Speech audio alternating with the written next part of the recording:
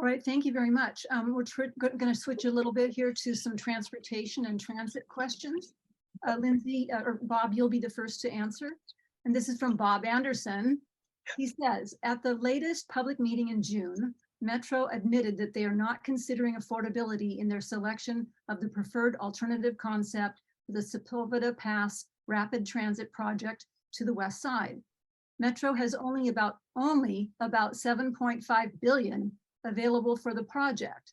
The monorail alternatives cost about 7 billion, while the subway alternatives cost at least $20 billion. 28.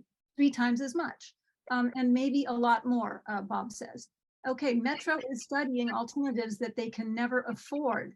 So his question is, I'm going to jump over the swear words there, Bob. They're not really swear words, I'm kidding him. I'm switching, the question itself. As supervisor, will you be a Metro board? You will be a Metro board member. What do you commit to do to bring some common sense, fiscal responsibility, sensible collaboration, and real transparency into Metro? Bob. Yeah, I have never seen Bob Anderson, Mr. Cool and collected nuclear engineer, so angry. I've seen others, but I've never seen him so angry. And he's right. He's 100% right. And let me tell you what the problem is. It's a management problem. The inmates are running the asylum. The supervisors and the other people that are on the Metro board are not holding them accountable. How in a million years do you say, oh, I'm not going to consider the costs, but then here's alternative proposals? As I like to say in Yiddish, a lochenko. You got a hole in your head. It's crazy. There's basic numbers, noise tests, timeline tests. What is the purpose of Metro? It's to get people safely from point A to point B as quickly as possible. Why don't you have 2 lines? Why do you have 14 stops? None of those questions are being answered. And it's really a problem where the supervisor here, I had to go and file hundreds of thousands of emails and full page ads to get her attention to put a line for kids to come to Northridge. So, it's been a real problem, and you're going to see me focus on management, and engage to basically make sure there's a causal connection so that when you're trying to solve a problem, how do you get to goal? Sorry, I'm a little bit over. Okay, Lindsay. I'll bring the experience that I've had working on the Crenshaw Northern Extension to my experience in this seat.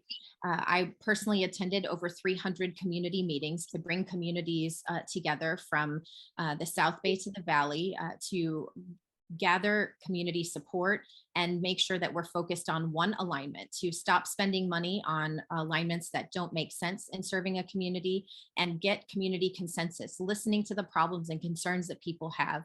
And I personally attended these meetings. I didn't just send staff to report back. That kind of attention to detail, personal commitment, and listening to people in their communities so we can solve problems together has allowed us to get to a locally preferred route that has agreement, that has support, will save us time and money. And that's exactly the kind of responsibility we need on the Sepulveda line. It's the kind of responsibility we need throughout Metro. And I'm prepared to bring that experience to the seat. Okay, here's a little bit more detailed but short question from Charles Baker. And this goes to you, Lindsay. Which of the 6 alternative Metro designs do you believe would be best for Sherman Oaks? And what action would you take to secure additional funding required to support its construction? I don't think any of the alignments are picked yet. I don't think any of the alignments are ready, and that's especially because they haven't been informed by enough community input.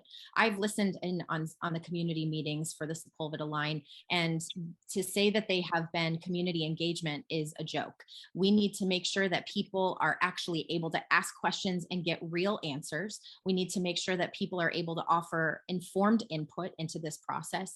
And I don't think any of the current alignments reflect that that understanding from any of the communities that are intended to be served. So we have to make sure that we're meeting people where they are in their neighborhoods. I'm going to do exactly what I did for my own community and throughout the region on this alignment to make sure that we're delivering an alignment that people can agree on and we bring people together. That's what this alignment deserves. And we need to keep options on the table in order to make sure that we do that. Thank you. Bob? Yeah, I agree with my opponent's analysis with respect to community involvement, but I think it misses the point about what leadership's about, what management's about. You know, before you get to listen to what's happening in a community, you have to work with staff, give direction so they don't do the boneheaded stuff that they're doing, making sure you get answers to questions that then can inform the community decisions. Because right now, the way it works, look, under the California Environmental Quality Law, you have to put options out on the table, and then you get to look at the different options. We did this with the high-speed rail. I've seen it in many other instances that I've been involved. We did it with the Orange Line to some extent. And so it's just a lot of a noise, and it requires the initial focus and management skills. I have chaired boards, and I've been CEOs of companies and done stuff where and I've certainly been involved with Metro in many, many ways. But I think it's a failure of leadership, and even now the current supervisor, it's a complete failure of leadership not to engage in this larger discussion. So Bob, did you say that you don't like any of the alternatives, or? Yeah, what I said is I just don't think you have enough information to make a determination in any of them. I think it's just a bunch of legal mumbo jumbo. Very good. Okay, thank you. Okay, so this next question goes to Bob from Jeff Calban, the husband of the fabulous Maria Calban. Okay, so here's the question. Recently passed state laws and local ordinances do away with parking criteria in housing developments. There is not enough street parking. People will not have ready access to their cars. Currently, there is no viable alternative. The Valley does not have a mass transit system that offers enough routes and service to get people efficiently to and from work, schools, or shopping. As a member of the Metro Board, you will have the power to suggest policy. What do you propose for resolving daily transit needs for Valley residents? Parking. You got to have more parking in the near term. Look, these are short-term decisions. You could have some street designated parking, and as you created alternatives, whether they're transit-oriented development, like over the 10,000 units that we now have surrounding the Orange Line, but you just can't make unilateral decisions. I know Jeff knows this, and Maria knows this, and you know, some of this stuff is just boneheaded, and I don't agree.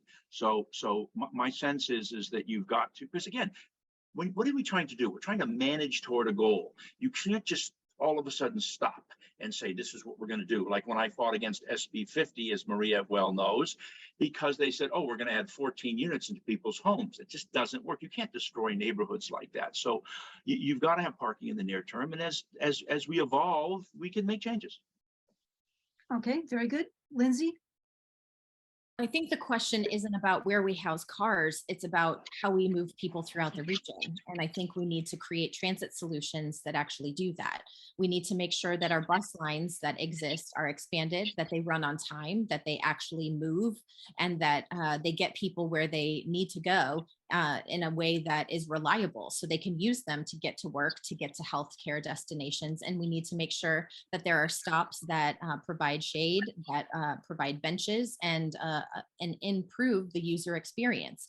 We also have to make sure that people feel safe on these forms of transportation, and making sure that we're improving the quality of safety is another way that will encourage people to use transportation options.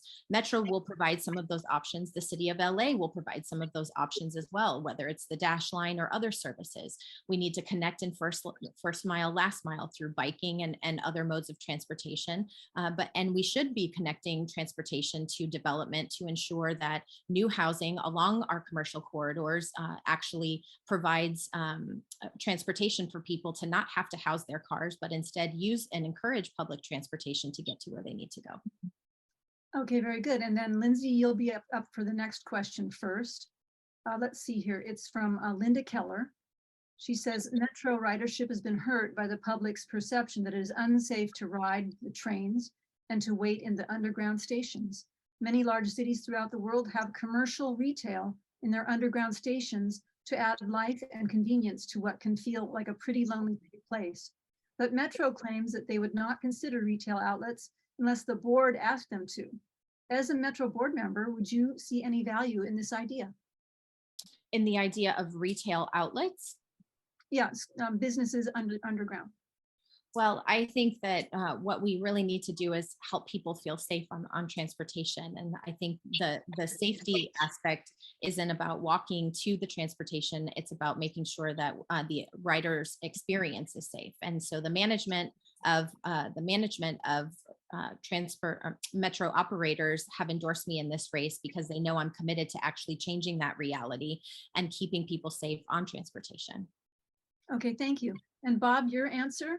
Yeah, I love the idea. All across the world, this has been it helps create more activity. People in the bento boxes in Japan and in London and all across the world. It, in fact, it helps with safety. I completely agree. It also creates a revenue stream because you can rent this stuff like we do at the airport. I love the idea, and you create more accessibility, and it's not so, more activity, and people can stop off and get some food on the way to work and stuff. And I do think it contributes to the larger issue. Of course, we all agree that you need officers and you don't have homeless people, and the dirty buses and all the trains and all those things are necessary. But the core of the question is these ideas, and I think they're really, really good. And I like it a lot. And I think it creates commerce and money. And anytime you can create an alternative revenue stream to avoid taxes is a smart thing in my judgment.